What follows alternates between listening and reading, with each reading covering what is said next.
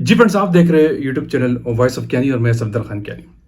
अच्छा friends, last video में मैंने आपको बहुत सारी कैलकुलेशन बताई थी, जिसमें कि टैबलेट में कोर टैबलेट हो तो आप कैसे कैलकुलेशन करते हैं, कैप्सूल एनकैप्सुलेट हो गया है तो कैसे करते हैं, ब्लेंडेड ग्रेन्यूल्स में आपको कैसे कैलकुलेशन करनी पड़ती है जो आप ऐसे परफॉर्म करते हैं। वेरी क्रिटिकल, बहुत इंपॉर्टेंट चीज़ है। लेकिन मैं आज आपको बताता हूँ, बहुत सारे सवाल थे कि डेजोल्यूशन की जो कैलकुलेशन है, जो आप एचपीएलसी पे डेजोल्यूशन लगाते हैं या अगर आप यूवी पे लगाते हैं, तो डेजोल्यूशन में क्या क्राइटेरिया है, यहाँ क्या क्या इंपॉर्टेंट पॉइंट्स है कैलकुलेशन के अंदर, किस तरीके से कैलकुलेशन करनी चाहिए, इसका रिजल्ट किस में डायरेक्ट आता है। तो आज की वीडियो का फोकस, ये वीडियो एंड तक देख लेना।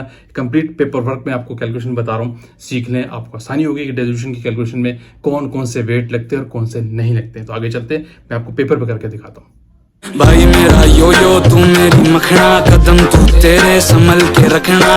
जी फ्रेंड्स, आपके पास लेट सपोज एक टैबलेट है 250 मिलीग्राम की टैबलेट, ठीक है। आपके पास एक टैबलेट है, टैबलेट का केस है जिसका आपने डेजोल्यूशन परफॉर्म किया। एक आपके पास टैबलेट है, ठीक है, उसका स्ट्रेंथ क्या है 250 मिलीग्राम। 250 मिलीग्राम की आपके पास एक टैबलेट है, ठीक है। इसका आप लगाने जा रहे हैं डेजोल्यूशन टेस्ट।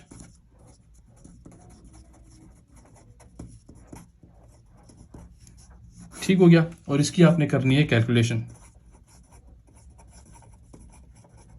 जो वेरी इंपॉर्टेंट है। तो मैं आपको बताता हूँ कि इसमें आपको क्या क्या चीज़ें चाहिए। पहले आपको मैं स्टैंडर्ड की डाइल्यूशंस बता दूँ कि स्टैंडर्ड की डाइल्यूशंस क्या है, और उस लिहाज से आप अपने सैंपल की जो डाइल्यूशन है वो भी सेम करते हैं, ताकि आपको आसानी हो जाए कि सैंपल में किस तरह कन्वर्जन की जाती है। लेट सपोज आपके पास जो स्टैंडर्ड की डाइल्यूशन है, डाइल्यूशंस आपको बता रहा हूँ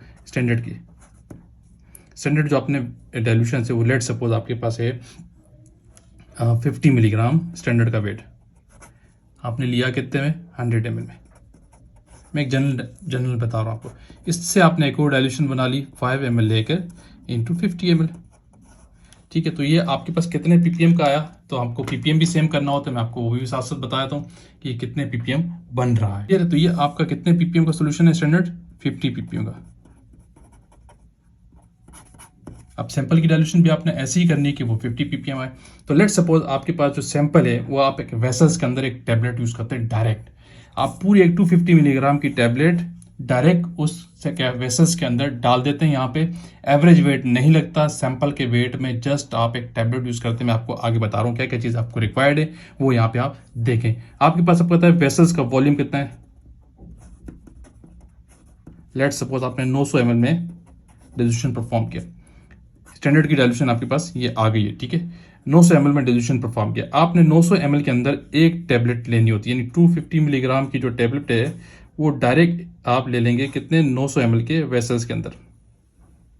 बॉल लगे होते हैं ना आपके, इसके अंदर पूरी एक टैबलेट डालते हैं। तो ये मीडियम कितना है आपका, 900 ml। तो पहली डाइल्यूशन आपकी किसके अंदर होगी, 900 ml में। अब क्या डाइल्यूशन कैसे बनती है, यानी 250 ml की एक टैबलेट आपने डायरेक्ट ले ली कितने, 900 ml में, 900 ml में, ठीक है। तो इसको आपने पीपीएम सेम करना है। ये तो पीपीएम बहुत कम हो जाएगा, तो इससे आपने बहुत ज़्यादा पीपीएम है, तो इसके आपने फिर एक और डाइल्यूशन बनाना। लेट सपोज आपने कहा कि मैं 10 ml ले लेता हूँ, ठीक है, इंटू 50 ml में। ये है सैंपल का केस, समझे मेरी बात। तो अभी इसको कैलकुलेट करते हैं कि ये कितने पीपीएम बनता है। ये बहुत इंपॉर्टेंट चीज़ है। आपकी 250 ml की टैबलेट है, डायरेक्ट आप वेसल के अंदर लेते हैं। 250 ml स्ट्रेंथ की बात कर रहा हूँ, सही है, डिवाइड इंटू 900। ये डाइल्यूशन है 55 ppm बना, क्योंकि थोड़ा सा वेरिएशन आएगा, कभी भी एग्जैक्ट नहीं आ सकती, मुश्किल होता है, एग्जैक्ट लाना जरा डिफिकल्ट काम है। तो कोई इशू नहीं है, आपकी ये स्टैंडर्ड 50 ppm का था, सैंपल आपका बन गया 55 ppm का। ये आप वेट लगा लेंगे तो आपकी कैलकुलेशन ठीक हो जाएगी। अब आपके पास चीज़ें क्या है, आपका स्टैंडर्ड का वेट क्या आ गया,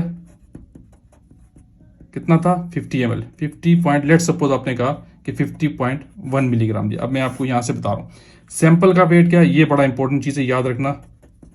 यहाँ पे एक 250 ml की आपकी पूरी एक टैबलेट होती है, यहाँ पे कोई वेट नहीं लगता, पूरी एक टैबलेट ली जाती है, डायरेक्ट वो यूज़ होती है। और वॉल्यूम कितना आ गया वेसल्स का, बॉल का, वो है 900 ml, जो आपका मीडियम होता है, ठीक है। उसके बाद फिर आपने उससे फर्दर डाइल्यूशन बनाई, स्टैंडर्ड की बनाई है, सैंपल की बनाई। अब इस केस में जो अगर आपका लेट सपोज ये डेटा निकालने के बाद आपने एचपीएलसी पे किया या यूवी पे, अगर ये आपका वर्किंग एचपीएलसी पे है या यूवी पे, तो कोई इशू नहीं है। यहाँ पे एरिया लेते हैं आप, एज यू नो, यहाँ पे आप एब्जॉर्बेंस लेते हैं, ठीक है। लेट सपोज ये आपका एरिया था आप यूवी एचपीएस यूवी पे कर रहे हैं रेजोल्यूशन, यूवी रेजोल्यूशन लगा रहे हैं, आपने यूवी पे लगाया, तो फिर आपको क्या चाहिए होती है? एब्जॉर्बेंस। अगर लेट सपोज आपने कहा कि स्टैंडर्ड की एब्जॉर्बेंस कितनी आई, स्टैंडर्ड एबीएस आया आपके पास, ठीक है, लेट सपोज 0.40 नैनोमीटर, ठीक है, और सैंपल की एब्जॉर्बेंस कितनी आई, ठीक है, वो आपने निकालनी होती है। आपको पता है कि एरिया देखा जाता है, क्योंकि पीपीएम तो आपको सेम करना है, क्योंकि इसके बाद जो फाइनल डाइल्यूशन आती है, उसके बाद जो फाइनल होती है उसकी आप लेते हैं। लेट सपोज सैंपल की एब्जॉर्बेंस आपके पास आई 0.391 नैनोमीटर, लेट सपोज, ये एग्जांपल से बात कर रहा हूँ। आपके पास दोनों की एब्जॉर्बेंस आ गई स्टैंडर्ड सैंपल की, और स्टैंडर्ड का एरिया आ गया, सैंपल का आपका एरिया में पूरी टैबलेट आ गया। आप कैलकुलेशन कैसे करेंगे, तो वेरी इंपॉर्टेंट है, यहाँ पे आपने रखना होता है वही फार्मूला जो यूज करते हैं कि ऊपर एब्जॉर्बेंस आ जाएगी सैंपल की 0.391, ठीक हो गया, और कितने में आप ले ली, सैंपल की एब्जॉर्बेंस आ गई 0.391, तो यहाँ पे सॉरी वेट नहीं, आपके स्टैंडर्ड की एब्जॉर्बेंस आएगी 0.40, ठीक है, और फिर आपका स्टैंडर्ड का वेट कितना था आपके पास 50.1 इंटू 100 में, ठीक हो गया, आपने 100 ml लिया। फिर सेकंड डाइल्यूशन आपके पास क्या थी, ये मैंने ऊपर लिखा हुआ है, उसके बाद 5 ml लेके आपने कितने में किया, 50 ml में, ठीक है, फिर सैंपल कितना आपने 900 ml में कितना लिया, एक टेबलेट पूरी, 900 ml में क्या, एक टेबलेट पूरी, जो आपका लेवल क्लेम है। यहाँ पे याद रखना, कोई चीज नहीं लगता, कोई दूसरा वेट नहीं लगता, कोई एवरेज वेट, कोई कंप्रेशन वेट नहीं लगता, जस्ट लेवल क्लेम लगता है, क्योंकि पूरी एक टेबलेट लेके आप इस वेसल्स के अंदर डाल देते हैं, ठीक है। और उसके बाद आपने दूसरी डाइल्यूशन बनाई थी कितने में, 900 में, और दूसरी फिर सैंपल केस में भी आपने 50 ml में दूसरी डाइल्यूशन बनाई और 10 ml लिया था। और यहाँ पे आप जो स्टैंडर्ड यूज किया था, लेट सपोज आपके स्टैंडर्ड की जो पोटेंसी थी वो मैं यहाँ पे लिख देता हूँ। फॉर एग्जाम्पल स्टैंडर्ड की पोटेंसी जो थी, लेट सपोज 98.3% था, ठीक है, तो यहाँ पे मल्टीप्लीकेशन में स्टैंडर्ड की पोटेंसी आ जाएगी 98.3%। तो अब आपका जो रिजल्ट आएगा वो डायरेक्ट परसेंटेज में आएगा। रेजोल्यूशन में जो रिजल्ट आता है वो डायरेक्ट परसेंटेज में आता है, कभी मिलीग्राम पर टेबलेट या किसी और चीज में नहीं आता। तो हम ये कैलकुलेट कर लेते हैं कि आपका रिजल्ट कितना आता है, आपको एक टेंटेटिव आइडिया हो जाएगा। तो आपके डायरेक्ट रिजल्ट आ गए 86.65, तो आपका रिजल्ट कितना आया 86.65%। ये आपका रेजोल्यूशन का रिजल्ट आएगा। आपको पता है कि रेजोल्यूशन के रिजल्ट कभी 100% में या 98% में बहुत ज़्यादा में नहीं आते। रेजोल्यूशन के रिजल्ट की लिमिट ऐसी होती है, not less than 80%, not less than 85%, not less than 90%। तो ये नॉर्मली यह तरीका है एचपीएलसी और रेजोल्यूशन की कैलकुलेशन का, चाहे एचपीएलसी पे लगा रहे हो किसी पे। इस चीज़ को याद रखें, टेबलेट डायरेक्ट सिर्फ एक वेट लगता है, बहुत इंपॉर्टेंट चीज़ है। यहाँ पे कोई एवरेज वेट रेजोल्यूशन के अंदर नहीं लगाता। जो लोग भी रेजोल्यूशन के अंदर एवरेज वेट लगाते हैं वो गलत तरीके से कैलकुलेट करते हैं। रेजोल्यूशन के अंदर डायरेक्ट लेवल क्लेम लगता है, क्योंकि एक टेबलेट लेके आप डायरेक्ट वेसल्स के अंदर डाल देते हैं और वही कंसिडर होती है जो 250 मिलीग्राम की।